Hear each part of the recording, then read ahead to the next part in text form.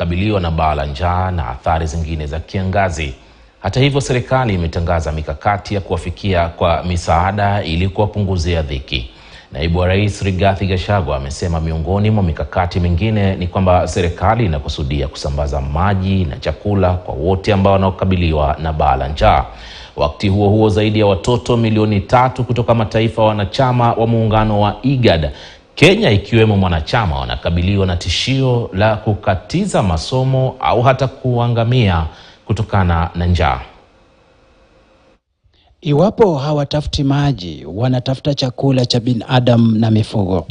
Ila juhudi na safari zao zimeishia masikitiko, mahangaiko na wakati mwingine maafa yatokanayo na njaa na kiangazi. Hata hivyo, naibu wa Rais Rigathi Gachagua anasema ipo mikakati ya suluhu kwa waathiriwa. Akizungumza baada ya kikao na viongozi mbalimbali na washirika kwenye juhudi za kukabiliana na makali ya njaa na kiangazi, naibu rais alidokeza kwamba kupitia ushirikiano baina ya serikali ya taifa, kaunti na wahisani wa kimataifa, kila juhudi zitafanywa kuhakikisha hawapo wa Kenya watakaoangamia kwa njaa. Water agencies across the country have mobilized 100 water buses that will be deployed in all the areas that have been badly affected to assist in getting water to human beings and livestock, so that we can address the water shortage that is prevalent in those areas. Again, the Kenya Defence Forces have agreed to provide water rigs to engage in an emergency drilling exercise to drill as many boreholes as practically possible in various parts of the country. Again, the Ministry of Water has given a proposal that we are discussing with the Treasury on how we can obtain more water tanks and also contribute in drilling more boreholes in the areas that are required. Na naibu wa rais alipokuwa akitangaza mikakati kuhusu ukame na kiangazi, wajumbe wa IGAD na washirika wengine wa kimataifa walikuwa kwenye kongamano la kujadili athari za ukame katika ukanda wa Afrika Mashariki na upembe wa Afrika. Inasemekana mataifa 7 kati ya 8 kwenye muungano wa IGAD yanakabiliwa na njaa. As you may know, in Kenya, drought was declared as a national disaster on September 8, 2021. Currently, 4.35 million people are experiencing severe acute food insecurity in 23 ASAL counties and in need of humanitarian assistance. Further, 942,000 people, the cases of children aged below 6 to 9 months are acutely malnourished. Naye mkurugenzi wa UNICEF kanda ya Afrika Mashariki na upembe wa Afrika, Mohamed Malik Fall, ameonya kwamba hali inazidi kuwa mbaya na hatari kwa watoto zaidi ya milioni 3 katika mataifa wanachama wa muungano wa IGAD, ikiwemo Kenya, wanaokabiliwa na tishio la kusitisha masomo au hata kuangamia kwa kiangazi na njaa. There are 3.7 million children who might not return to school or who have already dropped out of school. Beyond the life-threatening aspect of this crisis, it is a crisis of a lost generation for our region. If we continue like this, by December, the level of famine in some of these countries will be greater than the 2011 famine. Inakadiriwa kwamba watu wasiopungua milioni 47 kutoka mataifa wanachama wa IGAD wanakabiliwa na njaa katika kile kinachotajwa kuwa kiangazi kibaya zaidi kwa kushuhudiwa katika upembe wa Afrika. Shadrack Miti, KTN News. Kesi ya aliyekuwa gavana kaunti ya Nairobi Daktari Evans Kidero kupinga ushindi wa gavana wa sasa katika kaunti ya Homa Bay Gladys Wanga imeanza rasmi hii leo. Kwenye mahakama kuu ya Homa Bay, Jaji Roslina Burili ametoa mpangilio wa jinsi kesi hiyo itakavyosikizwa, huku ikiratibiwa kuanza kusikizwa Novemba 24 na kumalizika Januari 9 mwakani, huku Jaji Roslina akitarajiwa kutoa uamuzi kabla ya tarehe 9 mwezi Machi mwaka ujao.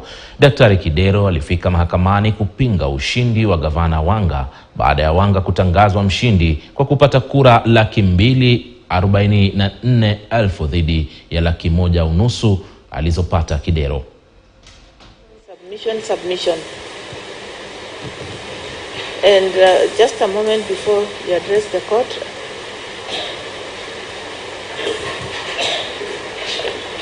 by the time you file a petition, you have done so much already. You don't have to file submissions that will dispose of the petition. The petition will be heard. The court will have to hear evidence. So please do not ask me to determine the petition in this interlocutory, because I have not seen any application seeking to strike out the petition. There is none. So spare some energy for the main petition and just file few submissions. The court is able to read on what you have placed before it, and even on highlights, you do not have to belabor so much if what you are doing is simply to highlight your submissions. Kwingine kwa mtazamaji wa Kenya watakuwa na muda wa siku 7 kuwasilisha malalamishi yoyote kuhusiana na utendakazi na maadili ya Wakenya 22 ambao wameteuliwa kuhudumu kama mawaziri katika serikali ya Rais William Ruto. Ushahidi huu ambao unastahili kuwasilishwa kibinafsi katika afisi ya karani wa bunge la taifa, sharti huo umetiwa saini kwa hati. Wakati huo huo, uongozi wa wengi na wachache tayari umeanza kuondoa orodha ya wanachama ambao watakaokuwa kwenye kamati maalum ambayo hatimaye ndio ambayo itakayoamua ambao watakaokuwa kwenye kamati ya uteuzi ambayo itawakagua walioteuliwa kuhudumu katika baraza la mawaziri kabla kuwasilisha ripoti yao mbele ya bunge. Mwanahabari wa masuala ya siasa Chris Thairu anaarifu zaidi. Honorable members. Huku vumbi lililotifuliwa kati ya wabunge wa muungano wa Azimio la Umoja na wale wa Kenya Kwanza likiendelea kutulia baada ya Spika Moses Wetangula kuamua kuwa Kenya Kwanza ndio walio wengi bungeni, macho yote sasa yameelekezwa kwa kamati za bunge, na haswa kamati ambayo itawapiga msasa wa Kenya 22 walioteuliwa kuhudumu katika baraza la mawaziri, na kulingana na Spika Wetangula wako nyuma kiratiba. His Excellency the President now seeks the approval of the National Assembly on the nominees for appointment to the said offices. Honorable members, as you are aware, the Committee on Appointments is yet to be constituted, despite the provisions of Standing Order 2042 requiring that the committee be appointed within 7 days on assembly of a new house. Tayari ofisi ya karani wa bunge la taifa imemuomba Mkenya yoyote mwenye ushahidi wowote kuhusu ufafu wa watu 22 walioteuliwa kuhudumu kama mawaziri kuwasilisha kabla ya Ijumaa wiki ijayo kwa minajili ya kuzingatia ushahidi au malalamishi yao, wakati kamati hiyo itakuwa ikiwapiga msasa. The committee is expected to table its report in the House on or before Tuesday, the 27th October 2022. In accordance with the law, the House will be required to consider the committee's report and make a decision on the nominees within 7 days following tabling of the report. That is on or before 3rd of November 2022.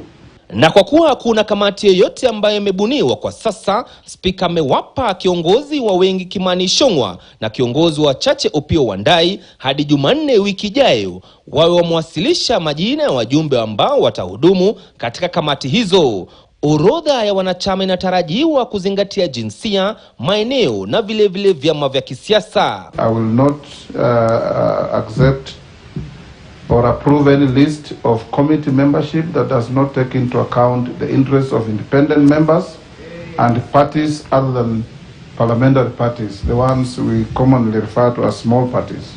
Wabunge kwenye muungano wa Azimio la Umoja ambao ndio upande wa wachache tayari wameapa kutoidhinisha yeyote aliyeteuliwa kuhudumu kwenye baraza la mawaziri ila na dukuduku ya maadili au hajahitimu. What are you asking our parliamentarians to do? Honestly, to go into the committees, compromise them with money here and money here, and actually approve people with criminal cases. We shall direct our MPs to withhold approval of those who do not meet the Chapter 6 threshold of our constitution. Muungano wa Azimio la Umoja utapata nafasi ya kuongoza kamati mbili za bunge la taifa, na ni kamati ya uhasibu wa fedha za umma na ile ya uwekezaji wa fedha za umma, kuhakikisha serikali ya Kenya Kwanza imewajibika vilivyo. Chris Dairo, KTN News, Nairobi. Kwingineko, zaidi ya vijiji 10 katika kata ya Kanyagwale, eneo bunge la Nyando katika kaunti ya Kisumu, vimesalia kumezwa na mafuriko ambayo yalishuhudiwa mwaka 2019. Kwa miaka mitatu sasa, wenyeji katika eneo hilo wameachwa wakipitia dhiki katika kambi ya Nyamasao Ombaka, huku wakikosa mahitaji ya kimsingi ya kibinadamu kama vile vyakula, nyumba, mavazi na kadhalika. Mwanahabari Bramwell Bwire anaarifu zaidi. Hii ndio hali inayowakumba kwa miaka mitatu sasa zaidi ya wenyeji 3,000 waliozaliwa katika vijiji vya kata ya Kanyagwale. Ni vijiji vilivyokuwa kwenye ufuo wa ziwa Victoria. Maisha ya wenyeji ya awali yakitegemea ukulima na uvuvi kila uchao kama vitega uchumi. Ila sasa hilo haliwezekani, kwani mafuriko yamemeza maboma na kufunika mashamba kiasi cha kutofahamika. Angelina Magobe anaonekana kukata tamaa ya maisha. Kwa miaka 5 sasa amelazimika kuishi kwenye hema na mwanawe, mkewe na wajukuu. Shida zaidi ikiwa ameshindwa kukidhi mahitaji ya kila siku. Wengine wakilalama kuwa mafuriko haya yametatiza mila na desturi za jamii zao. Hapa maji ilijaa, sasa ni miaka 5. Tukiwa na shida, hata kuku kiweka inakufa, mbuzi zinakufa. Kama saizi sasa nina shida, nikipata hiyo samaki kidogo ndio nikule na wajuku. Tangu ni hii maji yanze, hakuna hata mtoto nalala naye kwa nyumba, bibi ya mtoto, kila mtu, nyumba moja tunalala hata watu wote. Sasa mtu wako akikufa, maji imesika boma yako, mpaka utaenda tu uombe jirani akupe mahali pa kusika mtu. Maisha kwenye mahema haya waliopokezwa na shirika la Msalaba Mwekundu hayajawa rahisi. Magonjwa na msongamano ukiwa dhiki, mafadhaiko na mahangaiko. Mama ako na mtoto mdogo, hiyo tenti ukilala na mtoto hata ugonjwa pia inatusika sana. Watu hata wenye wamekufa ni malaria kabisa.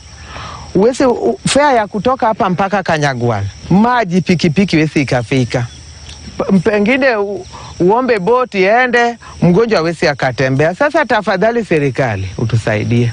Nilikuwa na samba eka 5. Hii eka 5 nilikuwa na lima sukuma, na lima nyanya, na lima vitu tofauti.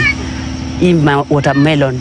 Lakini tangu huyo mfuriko yaanzekane, niliacha kulima kwa ajili hakuna penye naweza lima. Nikilima hata viazi mbahali padogo, hata mboga, mfuriko inaenda nayo. Tangu vijiji hivi kukumbwa na mafuriko haya, watu 43 wamefariki huku 96 wakizaliwa katika kambi hii ya Ombaka Nyamasao. Na sasa wanaitaka serikali ya Gavana Anyang' Nyong'o kuharakisha na kuwanusuru kutokana na masaibu yanayotokana na utata wa matibabu katika hospitali ya Kanyagwale. Kenda Kanyagwale yenyewe hakuna dawa, na hapo ndio hospitali karibu na sisi. Sasa tunaomba tu Gavana Nyong'o alete dawa kwa Kanyagwale, ndio watu wetu wa hapa Ogenya tupate matibabu hapo. Samuel Bwire, KTN News. Na ndio hali hiyo maeneo ya Kanyagwang pale Nyando, kaunti ya Kisumu. Tukisonga mbele, basi ule uto wa konokono wanaojulikana maarufu kwa lugha ya Kiingereza kama snail slime kwa kimombo yani, umetumika kwa miaka kutengeneza bidhaa tofauti, huku manufaa yake yakiendelea kupigiwa upatu na wataalamu ambao kila uchao wanaendelea kugundua matumizi mapya ya ute huo. Hapa nchini wataalamu wamegundua kwamba ute huo unaweza kutumika kutengeneza dawa ya kutibu kikohozi. Kama anavyoarifu mwanahabari mwenzangu Gloria Milimu, ufanisi wa hatua hiyo huenda ukaondolea taifa gharama ya kununua dawa hizo kutoka mataifa ya nje. Hii hapa taarifa yake. Konokono ni mojawapo ya wanyama wanaozingatiwa kuwa hatari kwa mimea na hata kwa mazingira ambapo wanapatikana. Wanaposonga na kutoa uteute, jambo hilo linaweza kutia mtu yeyote kinyaa. Hata Hata hivyo, uteute huo ambao unasalia kuwa kero kwa wengi unaenziwa na wanasayansi ambao wanaendelea kung'amua siri na manufaa yake katika nyanja tofauti. Ute wa konokono umetumika kwa miaka kutengeneza bidhaa za urembo. Hata hivyo, hapa nchini wataalamu kutoka chuo hiki kikuu cha JKUAT wapo mbioni kubaini manufaa yake kwa afya, haswa kutibu kikohozi. Chuoni humu konokono hao wamefugwa kwa madhumuni ya matumizi kwenye sekta ya afya kando na matumizi mengine ya ute na nyama yao. Daktari Paul Kinoti ambaye ni mhadhiri katika chuo hiki cha JKUAT eneo la Juja, kaunti ya Kiambu, anazinyunyizia maji kwa ustaarabu, hatua ambayo husaidia kuzikinga na makali ya miale ya jua na joto jingi. Anaeleza kwamba kwa ushirikiano na wataalamu kutoka taifa la Italy chini ya uongozi wa shirika la FDA wameshirikiana kutumia ute wa konokono aina ya Africa Giant Land Snail kutengeneza dawa ya kikohozi. Shughuli hiyo, kama anavyoeleza, ilitokana na utafiti uliofanywa nchini Ghana, ambapo watafiti walibaini kwamba visa vya kikohozi vilikuwa vimepungua miongoni mwa watoto ambao walinyweshwa mchanganyiko wa uteute huo na damu ya konokono ambayo ni samawati.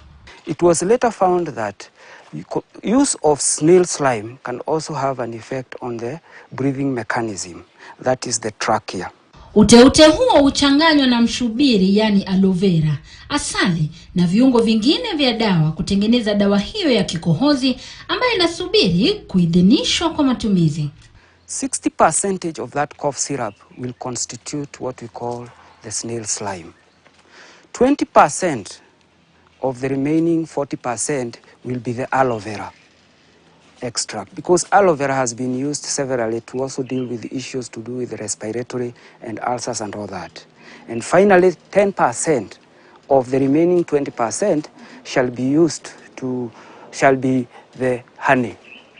The other ingredients are the other antidotes that are normally added.